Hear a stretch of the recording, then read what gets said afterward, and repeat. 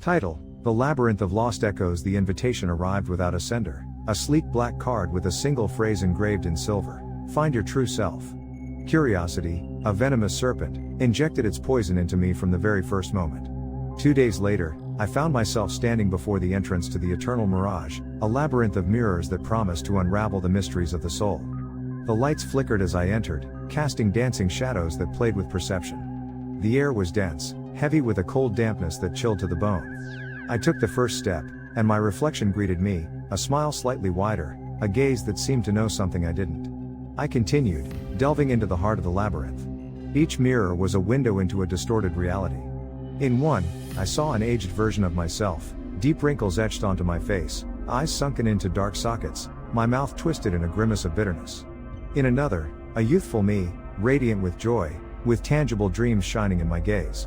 But these were only the prelude to the nightmare that was about to begin. As I got lost in the intricate network of reflecting corridors, my reflections began to change, to evolve into something unsettling. One reflection showed me with scars on my face, another with completely black eyes, devoid of all humanity.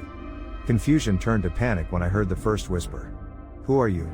A voice that seemed to come from everywhere and nowhere at the same time. I stopped, my heart pounding in my chest.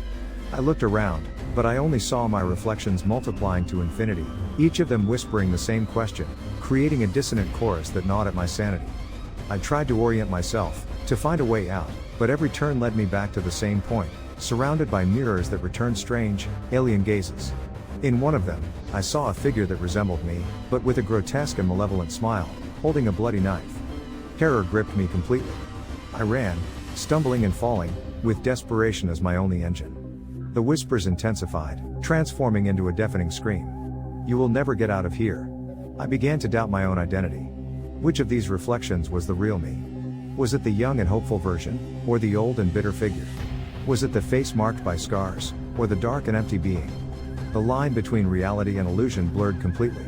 In a moment of lucidity, I remembered the phrase on the card, "Find your true self." Was that the goal of the labyrinth? To confront my fears, my insecurities, my inner demons reflected in these distorted mirrors? I decided to stop running and face my reflections. I stopped in front of one that showed a completely disfigured version of me, with cracked skin and bloodshot eyes. I took a deep breath and spoke. "I know you are part of me," I said, my voice trembling. "You are the fear, the anger, the pain that I have tried to hide for so long. But I'm not afraid of you anymore." To my surprise, the reflection began to fade, its grotesque image blurred until it disappeared completely. I did the same with each of the reflections that tormented me, confronting my fears one by one. As I freed myself from my inner demons, the labyrinth began to change. The lights stopped flickering, the air became lighter, and the whispers went silent.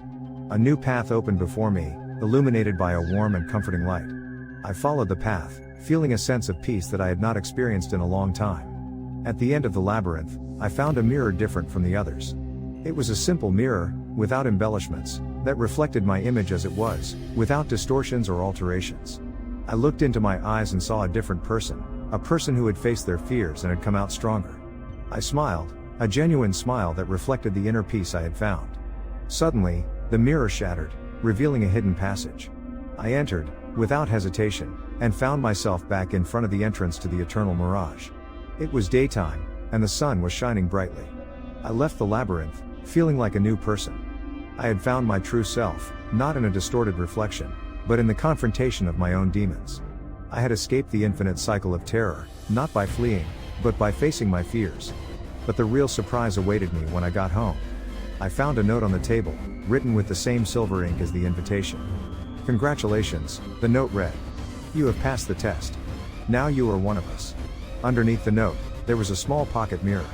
I picked it up and looked at myself. My reflection smiled at me, a smile slightly wider, a gaze that seemed to know something I didn't. And for the first time, I felt a chill run down my spine, not of terror, but of belonging.